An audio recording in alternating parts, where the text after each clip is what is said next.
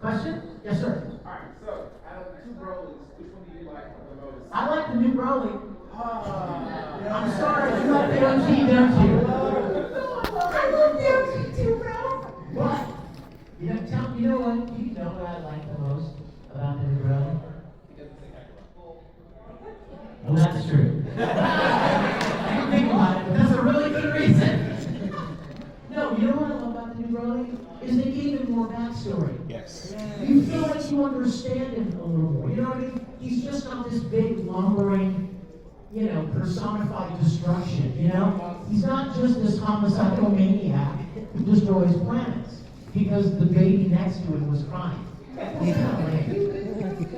I know, right? But in the new Dragon Ball Super Broly, they give him this whole backstory. And you feel for him. You have sympathy for this character because his dad abuses him, right? With the shock collar and the way he was raised and manipulated and controlled.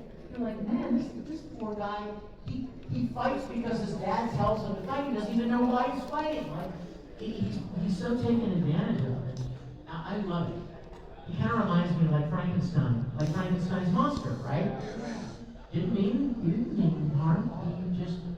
He was put together poorly, and he doesn't understand the way we understand, and he wants to like you, and then he breaks your neck by accident. Like, he doesn't mean harm. I love that. That's why I love the new brother. Yes. How did you come up with the demonic monster?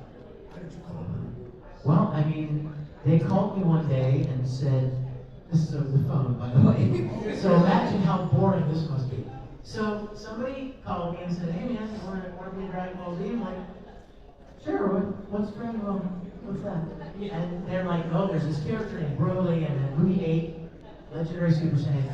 And they called me and they said, can you do like a low, deep, evil voice?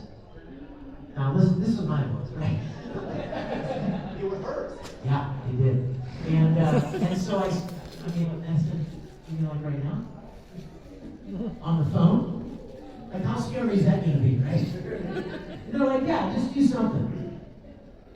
And I was like, what do you want me to say? Girls.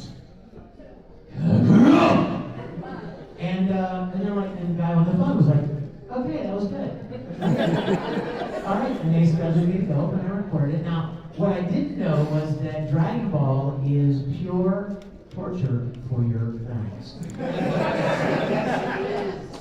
I mean, I didn't realize that at the time either, because I didn't know what Dragon Ball was.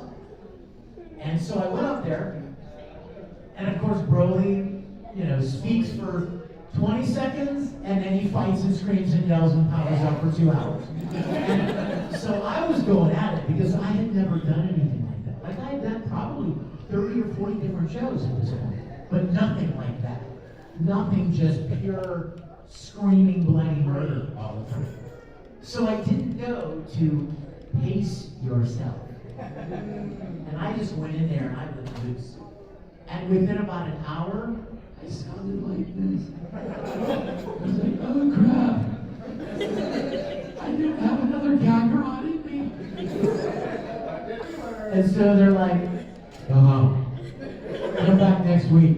So I literally went back home and convalesced for 2 weeks and drank lots of water. And didn't talk, yes, lots of throat coat, lots of cough drops, and didn't talk much. And then I went back up and recorded the rest of the movie. Knowing a little better now. But at least at the end of the movie, I was like, oh, thank God. Thank God I made it through that movie, and he's finally dead.